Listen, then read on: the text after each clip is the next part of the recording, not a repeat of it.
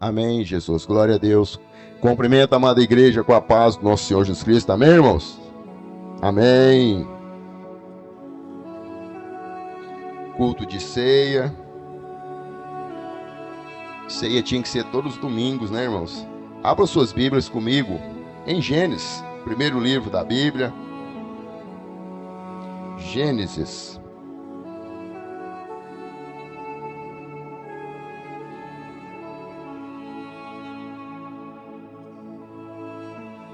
Vamos ler só um versículo. Gênesis 2, 24.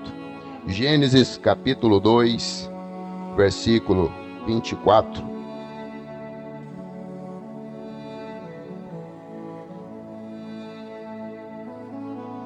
Gênesis capítulo 2, versículo de número 24. Hoje, para fugir um pouco, né, do que eu sempre gosto de ministrar, nós vamos falar sobre família, projeto de Deus. Eu quase não ministro sobre família, hoje nós vamos ministrar então, né? Amém? Gênesis 2, versículo 24, a palavra de Deus diz assim: por isso, deixa o homem, pai e mãe, e se une à sua mulher, tornando-se os dois uma só carne. Amém. Os irmãos podem se assentar em nome de Jesus. É uma frase interessante, né? E às vezes nós não damos tão importância tal qual ela tem, né? Deixa o homem, pai e mãe, e unir-se a uma mulher. Quando nós vamos falar de família, às vezes tem uma certa confusão, né, que nós mesmos fazemos sobre quem é nossa família e quem é nossa parentela. Os irmãos sabem fazer essa distinção biblicamente? Quem é família, quem é parentela?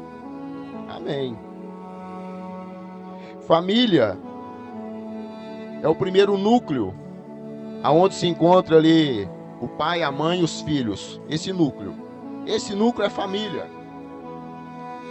O segundo núcleo, e a gente já considera parentela, seria pais, né, os meus pais, meus avós, pais e avós dela. Terceiro núcleo, que são também parentela, a gente já fala de primos, tios e afins. E nesse núcleo também nós colocamos a família, né, que é a família cristã, porque a palavra de Deus fala que também é uma família. Isso é para nós compreendermos, né, o que é a família mais próxima e a mais importante. Porque às vezes nós deixamos de cuidar da nossa família e às vezes queremos cuidar de outras pessoas, queremos cuidar de situações que às vezes não diz respeito, né? Então, assim, tipos de família e as proximidades. Então, para nós sabermos isso, nós temos que ver na Bíblia que quando a palavra de Deus falou ali, ó, deixará o homem, pai e mãe, e unir-se a uma mulher, ele deixou. Quando eu falo deixou, eu não estou falando para abandonar, irmãos. Não estou falando para você, agora eu não conheço mais, não. A Bíblia fala para você honrar pai e mãe. Eu estou falando da forma de viver. Porque às vezes tem família que o pai e a mãe, o cara tem 30, 40, 50 anos, o pai e a mãe está dando pitaco dentro da casa, está atrapalhando a convivência do casal. E aí esse casal nunca teve, né, uma harmonia. Aí quando vem a perder essa família, né, os ancestrais, aí não tem convivência, não sabe como se comunicar um com o outro. Mas aonde que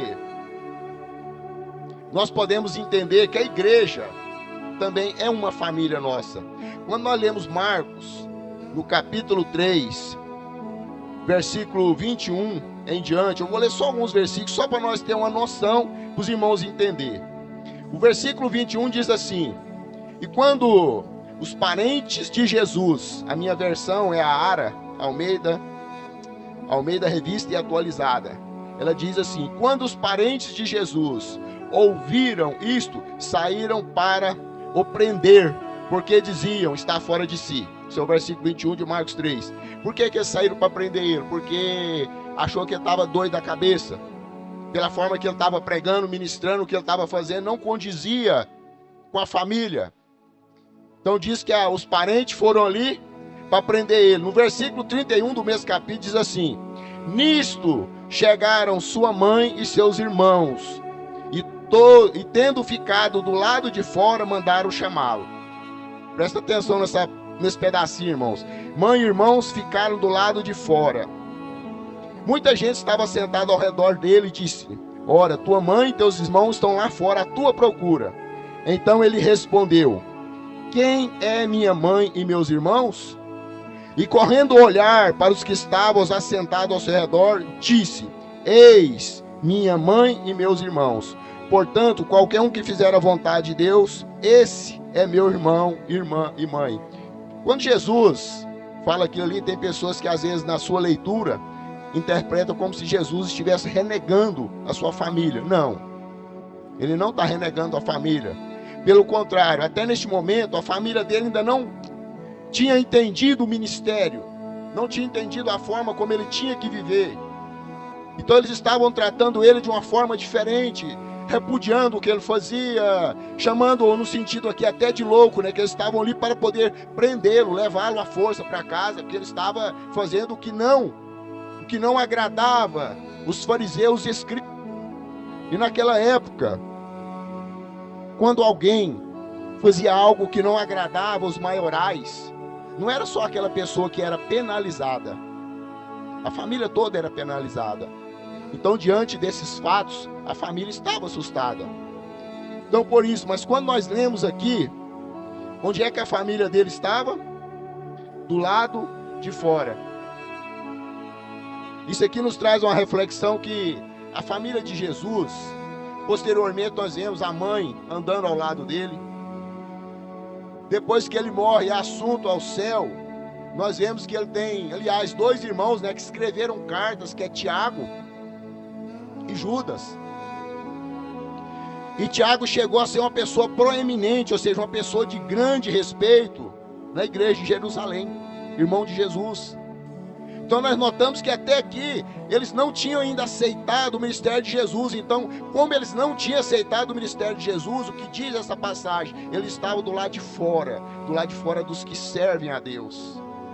Às vezes tem pessoas assim em nossas vidas, em nossa família. Às vezes tem pessoas que estão do lado de fora da casa de Deus. Quando eu digo casa de Deus, não estou falando da igreja, irmão. Estou falando da comunhão com Cristo Jesus. Só que nós não podemos renegá-las.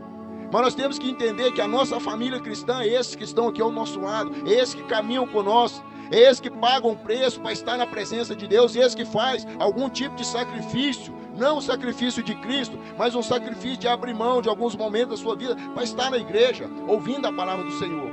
Isso é ser família cristã, isso é também ser família de Deus. E é algo primordial, irmãos, que nós possamos, como cristão, andar juntos, conviver, entender um ao outro e respeitar como família. Eu acho interessante, né, quando ele é incompreendido pelos próprios da família, porque às vezes nós falamos, né, que certa pessoa da minha família não aceita que eu seja cristão. Isso aconteceu lá atrás, irmãos. Não é todos das nossas famílias que vão bater palmas para nós. Não é todos da nossa família que vão falar: que legal, ele agora é crente, que bom. Não. Tem pessoas que, mesmo sendo da nossa família, o prazer deles é ver a gente lá embaixo. Mesmo sendo da família, irmãos. Enquanto você está lá embaixo, enquanto você não está fazendo nada, entendeu? Você não está edificando ninguém com a sua fala, você não está ajudando ninguém, você não está contribuindo em nada, para ele está maravilhoso. Mas se você começar a orar por alguém, se você começar a ministrar a palavra do Senhor a alguém, se você falar do amor de Cristo para alguém, você começa a incomodar. E às vezes pessoas da nossa família, pessoas de nossa parentela, começam a se levantar contra nós. Só porque a gente tem que entender que um pouco dessa situação é culpa nossa. É culpa minha, é culpa sua. Porque hoje nós temos alguns modelos, né? As famílias atuais estão degradadas. A família está destruída, desconexa, desorganizadas. Hoje as famílias são assim. As pessoas não têm união, as pessoas não têm intimidade, mesmo dentro de famílias. E aí eu pergunto, mas a culpa é de quem? Por que que as famílias hoje estão desconectadas? Não tem uma conectividade, não tem a mesma direção. Por que será, irmãos? O desajuste das famílias de hoje é culpa dos pais, dos meus pais, dos pais de vocês. Estou falando isso biblicamente, irmãos. E o desajuste da próxima geração será culpa nossa. Culpa nossa. Porque nós lemos a Bíblia, às vezes fazemos de conta que entendemos a Bíblia, mas não colocamos em prática. Ah, pastor, o senhor está ofendendo falar que se alguém se perdeu, alguém fizer alguma coisa errada, é culpa minha. Não, irmão, não é eu quem falo, é a palavra do Senhor. Ela demonstra isso para nós, que os nossos erros traz consequência. O nosso modelo de família, né, é o modelo judaico, cristão, bíblico. Esse é o modelo que nós seguimos de família. E quando nós lemos na palavra do Senhor, depois os irmãos abram em suas casas, mas grave esse número, Deuteronômio capítulo 6. Em Deuteronômio capítulo 6, Deus, Ele dá as diretrizes para que as famílias fossem moldadas, não só a minha. Ou seja, o meu pai tinha que ter me moldado, eu tenho que moldar o Júnior, ele tem que moldar o filho dele, a filha, e assim sucessivamente.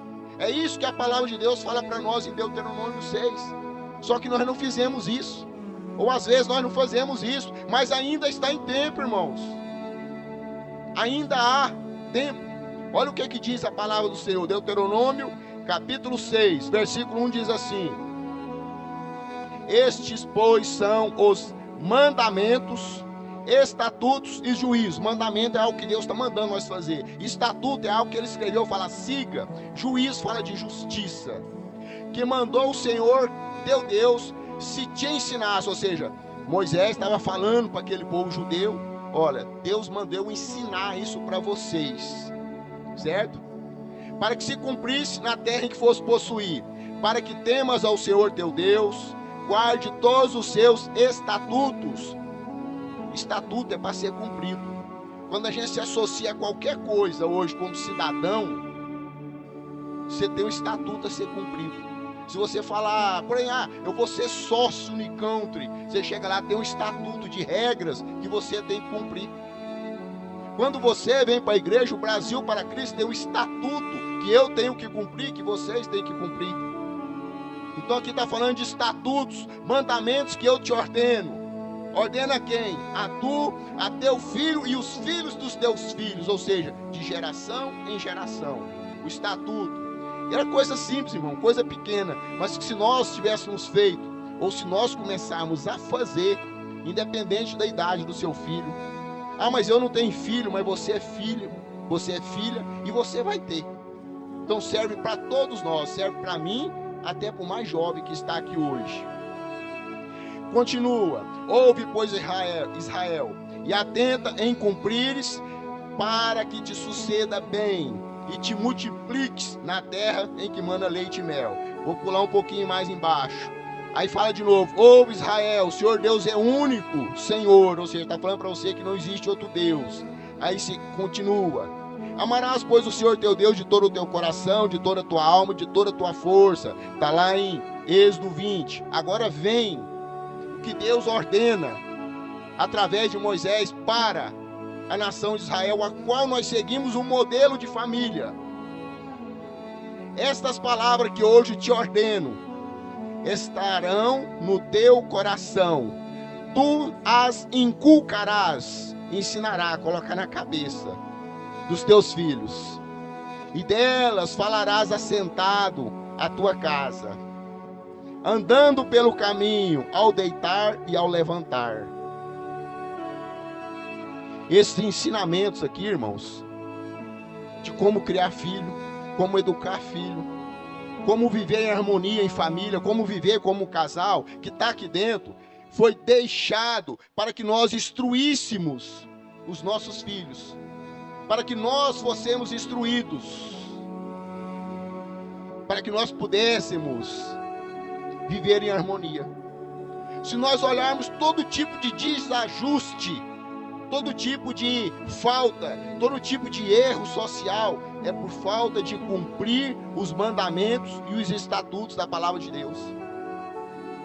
Porque se nós pegássemos, né, quando nós recebêssemos essas orientações e começássemos a colocar em prática em nossas vidas, a nossa vida seria bem diferente. Vou fazer algumas perguntas, irmão, não me responda, mas guarda elas para você, faça ela para você. Deixa eu me perguntar, quem recebeu uma orientação aqui, os homens, de como ser pai? Quando você estava aí com seus 17, 18 anos, 20 para casar, alguém recebeu uma orientação? Eu não. Eu fui pai na marra, fui pai na tora. Ninguém falou para mim. Ninguém falou para mim, ó, menino custa tanto, menina custa tanto, menina é mais caro. Não sabia de nada. Era obrigação dos nossos pais ter nos instruído. Nenhum de nós sabemos, né? As mães foram lhe informado antes como é que você tinha que cuidar do seu bebê? O que muitas vezes acontece é quando a esposa, a mulher ganha um menino, a sogra, ou a avó, ou sei lá quem vem aqui para ajudar, mas não foi instruída antes. E nós devemos instruir, irmãos. Nós temos que instruir os nossos filhos, nós temos que falar com eles, para que eles não venham a viver nessa mesma situação que nós vivemos. Eu já era pai, e eu vi um rapaz lendo um livro. Hoje eu tenho ele, mas na época eu não tinha, né? Nem passou pela minha cabeça como criar filhos. Que bobeira é essa? Ler um livro de como criar filhos? Mas mãe, tem que ler. Eu não sei como fazer, onde que eu vou aprender? Achei que era uma arrogância, achei que era uma ignorância. Porque para mim criar filho, nasceu, você pega da leite, da mingau, da arroz, e depois você põe para trabalhar e pronto. Não, é muito mais além disso, irmãos. Criar filhos é algo diferente. E eu acho engraçado também, as irmãs não ficam nervosas comigo não, mas as mulheres geralmente elas falam assim, ó, antes de ser mãe de verdade, ter uma gestação, elas falam assim, aliás, fala não, né? Todas as mulheres, antes de ser mãe, elas pensam assim, eu serei a melhor mãe do mundo, né? Antes de ser mãe. Aí ela vê um menino ali da irmã lá dando birra, fala, se fosse comigo. Se fosse meu filho. Aí quando nasce o seu primeiro, aí ele dá birra, ele rasga, ele te morde. Entendeu? Você faz tudo quanto é trem e você fica ali pelejando, fazendo tudo errado. Por quê? Porque você não foi instruída. Porque você não aprendeu. Porque ninguém sentou do seu lado e falou. Não te explicou como você faz para poder criar filho. E o pior de tudo, irmãos, isso é pesquisa. Não está aqui escrito na Bíblia não, mas é uma pesquisa que você encontra. A maioria dos filhos que se perdem, não vou especificar que tipo de perda, mas que se perdem, eles se perdem dentro de casa e não na rua. Muitos dos nossos filhos nós perdemos eles dentro de casa, porque eu sou um pai ausente, ou então eu sou uma mãe ausente. Eu sei que vocês estão olhando para mim, né, e pensando, esse pastor está ficando doido. Não, irmãos. Às vezes nós não conseguimos inculcar na cabeça dos nossos filhos a palavra de Deus. Às vezes nós não conseguimos mostrar para os nossos filhos o quanto é bom servir a Deus. E às vezes há certos entretenimentos que temos dentro de casa e nós simplesmente, para ficar livre dos filhos, nós deixamos eles fazer, nós deixamos eles brincar. Eu vivi um tempo atrás em que eu usava uma expressão, nunca usei ela com o Júnior não, mas eu usei essa expressão já em outra situação, que a gente falava assim, faça o que eu mando e não olhe o que eu faço. Alguém já falou isso? Faça o que eu mando mas não olha o que eu faço. Você está enganado, irmão. Ele vai fazer o que você faz. Ele não vai fazer o que você manda, é o que você faz. E aí nós não conseguimos trazer meu filho para a igreja, eu não consigo levar o meu filho, eu não consigo fazer meu filho orar, eu não consigo fazer meu filho ler a Bíblia. Por quê? Porque tem certas falas que nós adultos temos dentro de casa, na frente de filhos que não precisava ter. Alguém aqui já falou mal de um líder seu dentro da sua casa? Não precisa levantar a mão não, só pensa com vocês. Eu já falei mal de um líder meu dentro da minha casa, meu filho ouvindo. Aí depois eu quero que o meu filho vá para a igreja e confia nele, nos líderes. Eu tenho uma maturidade de entender que eu errei, ou que ele errou, que ele é ser humano e que ele pede perdão e conserta. Mas o jovem não tem, a criança não tem. E nós às vezes fazemos isso. Ah, aquele pastor, misericórdia daquele não quer. Aí depois vamos para a igreja. Vou nada, mãe. Vamos para a igreja. Não, vou não. Não vai não, irmãos. Por quê? Pela nossa fala, pelos nossos erros, pelos nossos comportamentos. Meu filho, você já orou hoje? Ele viu você orando? Você leu a Bíblia? Ele te viu lendo a Bíblia? Nossos filhos, irmãos, eles seguem os nossos exemplos. Aí eu quero perguntar para nós como pais, mães, filhos. Quem está educando os seus filhos? Independente da idade dele, quem está educando ele? Você ou a TV ou o celular? Qual tipo de entretenimento que você tem colocado na mão dos seus filhos? Eu estou trazendo algo para os irmãos não precisam pensar que eu estou falando aqui porque eu sou santo, eu sou 100% não. Eu brigo o dia inteirinho com o celular lá em casa, fico doidinho querendo quebrar, eu desligo o celular, eu pego o celular, põe junto com o meu, falo, não põe a mão. Mas eu estou trazendo isso para nós como despertamento, irmãos. Para nós nos despertarmos. Nós estamos perdendo os nossos filhos, nós estamos perdendo, entendeu? A nossa família. Quem tem influenciado o seu filho? Você é o herói do seu filho ou é alguém da televisão? Ou é um Felipe Neto na vida, ou é um jogador? Quem? Quem que influencia seu filho? Quem influencia seu filho é a forma que ele vai andar. Quem é o exemplo do seu filho? Você tem sido esse exemplo? Você tem tratado o seu filho de acordo com o que manda? Irmãos, faça da sua casa um altar, uma extensão da igreja. Se na igreja você vem, se você ora, se você clama, faça isso na sua casa, na frente dos seus filhos. Deixe seus filhos ver você tendo um momento de adoração. Deixa seu filho entender que você se santifica em casa, que não é só quando você está na igreja que você presta atenção na palavra, que não é só quando você está na igreja que você abre a Bíblia. Deixa seu filho ver isso em você, para que quando você cobrar isso dele, ele pelo menos não tenha respostas para você. Que pelo menos ele não fala, mas o senhor não lê a Bíblia, o senhor não lê a Bíblia, como vocês querem que eu leia? Eu acho muito interessante aquela passagem que nós encontramos em Josué 24, quando ele confronta ali a nação, que a nação estava apossando a terra, estava cada um querendo se desviar para um lado, e ele pergunta: a quem vocês servirá? A Deus ou aos deuses? Porque ele fala assim, eu e minha casa serviremos ao Senhor. Quantos de vocês têm vivido desta forma? Não é falar, irmão, é viver. Eu e minha casa estamos servindo ao Senhor. Isso é primordial, irmãos. Nós temos que ser pais dos nossos filhos.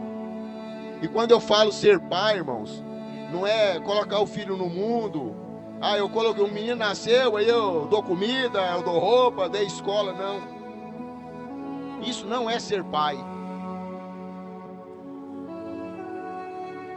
Os nossos filhos, eles exigem de nós um investimento que é a moeda mais cara que tem no mundo. Vocês sabem qual a moeda hoje de maior valor no mundo? No mundo. Quem falou? O tempo. A moeda hoje de maior valor no mundo é o tempo. O seu tempo. A moeda de maior valor no mundo é o seu tempo, é a sua atenção. Só para vocês terem uma noção, eu fiz uma pesquisa, não sei nem falar em números, mas são investidos milhões em cada plataforma como Facebook, Twitter, Instagram, TikTok, não sei o que. Sabe para quê? Para prender a sua atenção. Só para prender a sua atenção. Enquanto você está ali vendo um vídeo, enquanto você está ali, passa uma propaganda, uma coisa, mas enquanto você está ali vendo qualquer coisa ou vendo uma brincadeira, alguém está ganhando. Vocês sabiam disso? Alguém está ganhando. Quando eu tenho um número grande de seguidor lá, eu coloco um vídeo, vocês vão lá e curtem, a plataforma me manda um valor. Eles ganham. Então, o que é? O nosso tempo. E às vezes nós estamos vendendo o nosso tempo por nada, porque até hoje eu não ganhei nada, né? Do prazo que eu passo ali no YouTube vendo alguma coisa, eu não ganhei nada com isso. E pelo contrário, eu não dei esse tempo a quem realmente merece. Eu não tive tempo para o meu filho, que às vezes a gente pergunta assim, irmãos, qual de vocês, vamos falar bem simples, qual de vocês já sentou na porta da casa, na cadeira, no chão, de tarde, o sol se pondo, olhou para o horizonte com seu filho, não é você não, com seu filho, sua filha, e olhou para o céu e começou ali a falar assim, vamos ver quem acha uma figura, alguma coisa nas nuvens. Alguém?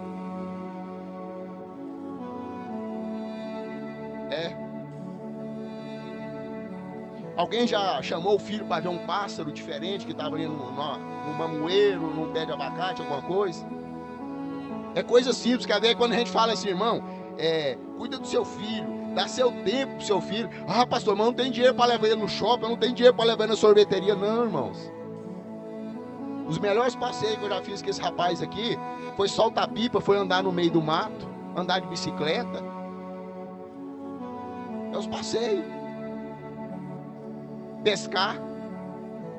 Fiquei lá igual bobo, porque tanto de lambari no corgo lá, eu colocava a isca, soltava lá cedo. Ai, outra isca, já comeu. Eu lá, pôr minhoca no anzol. Pra mim tava um tédio, mas pra ele tava, entendeu? O sonho de consumo. E às vezes nós não temos tempo para isso. Qual dos irmãos, das irmãs que já assistiu um desenho com seu filho ou com sua filha, um desenho que ele quis assistir? Vocês assistem? Larga de enjoo, negócio de televisão, ver desenho.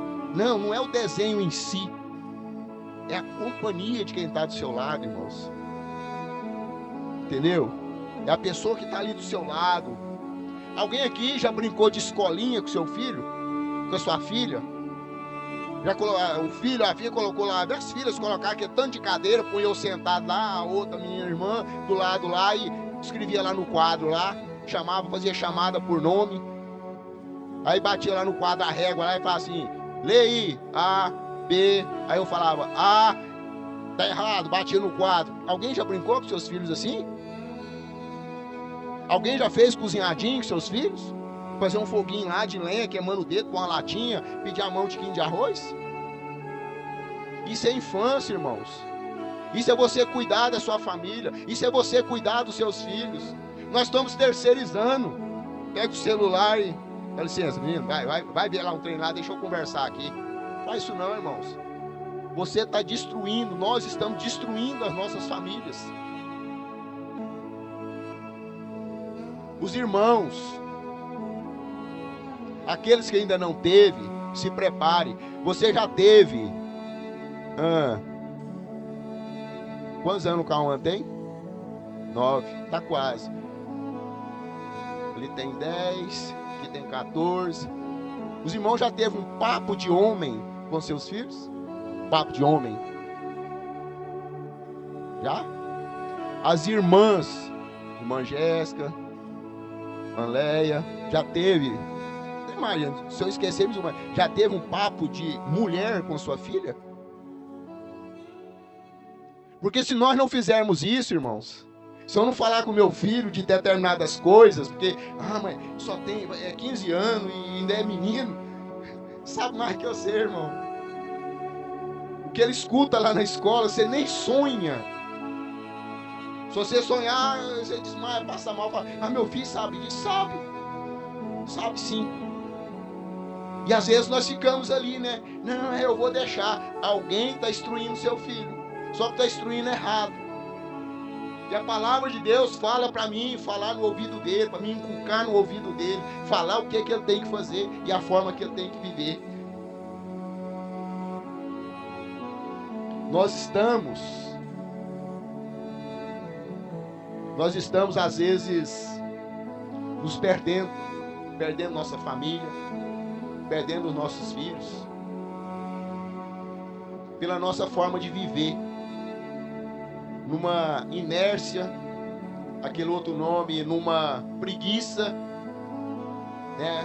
Depois eu vejo, depois eu faço, deixa para amanhã não, irmãos. O que você tem que fazer, o zelo, o cuidado que você tem que ter com seu filho, a informação que você tem que passar para ele, o momento que você tem que ter com a sua esposa, com o seu marido, que seja hoje, que seja agora. Sabe por quê? Nós vamos ser cobrados.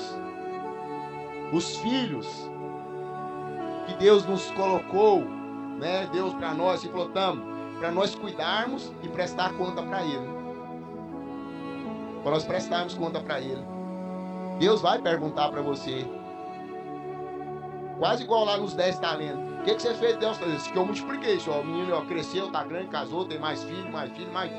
O outro, eu casei, só tem 2 filhos, mas tem. E você, não, meu filho, eu enterrei ele, não sei nem o que eu fiz dele. Mas peraí, meu amigo. Deus vai cobrar isso de nós, irmãos. Mas o que eu quero dizer para nós nessa noite? Continue orando, irmãos, pelos seus filhos. Continue buscando. Continue adquirindo informação para passar para os seus filhos. Não viva dissolutamente esperando que alguém faça por você o que é a sua obrigação. Porque Deus não vai cobrar do outro, Ele vai cobrar de você a responsabilidade. Ele não vai cobrar do irmão de Oclei, o Júnior, não, Ele vai cobrar o Júnior de mim. Do irmão de Oclei vai cobrar o Daniel. Então nós temos que observar o nosso hoje. Não deixa passar não, irmão. Hoje mais cedo o senhor está me falando essa palavra de família. Falei, o senhor, o que o senhor quer que eu fale de família? E hoje mais cedo eu cheguei a ficar constrangido. Alguém chegou em mim, assim, eu me senti culpado. Alguém chegou em mim tentando me tirar a culpa. Eu falei, não, eu sei o meu erro. Eu tenho que mudar, eu tenho que melhorar. Eu não posso continuar da forma que eu estou. Então, assim, um dos principais motivos, né, de eu estar trazendo essa palavra é que nós podemos ainda mudar, irmão. Nós temos vida ainda. Nós ainda podemos transformar nossas vidas, nós podemos transformar nossa família. Mas o meu filho, o meu esposo, a minha mulher, reconquiste-os. Reconquista. Chama para perto de você.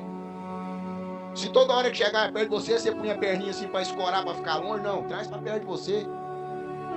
Mas meu filho toda hora me abraça, eu não gosto que me aperta. Aguenta.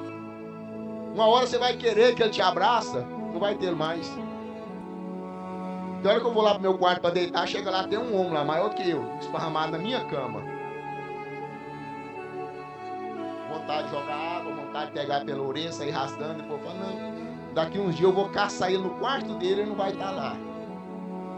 Certo? Vai estar casado, vai ter família, vai estar vivendo a vida dele. Então deixa ele aqui. Deixa eu curtir ele enquanto ele está aqui. Deixa eu ver ele, entendeu? Deitado na minha cama para me ter essa recordação enquanto ele está aqui. Faça isso, irmãos. Tente reconquistar aquilo que você perdeu. Não pense assim, já passou, não. Você ainda está vivo. Enquanto há vida, há tempo. Há tempo para nós retornarmos, para nós vivermos em família, em união.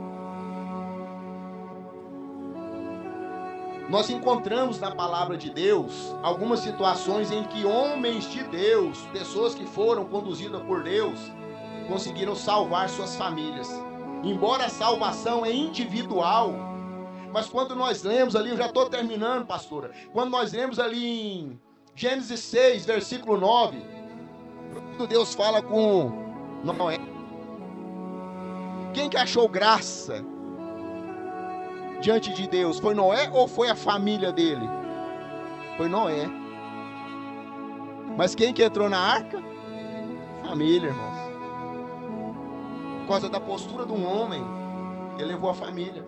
Por causa da sua postura, sua família pode ser salva. Mas não fraqueja não, seja forte. Amém? Jesus. Senhor meu Deus, Deus de poder, Deus de graça, Deus de misericórdia. Pai, nós louvamos o teu santo nome, glorificamos. Nós ouvimos a tua palavra, Pai.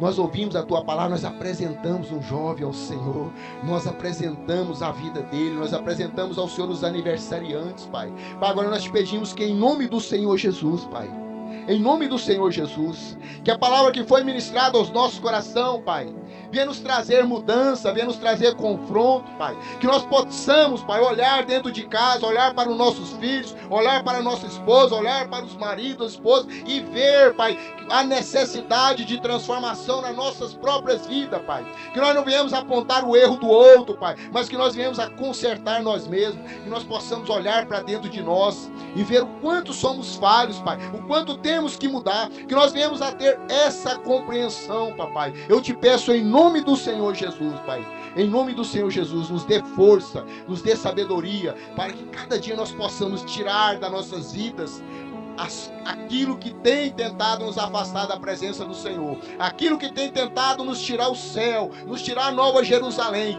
que seja retirado da nossa vida. Nós te pedimos, ó Pai, em nome de Jesus.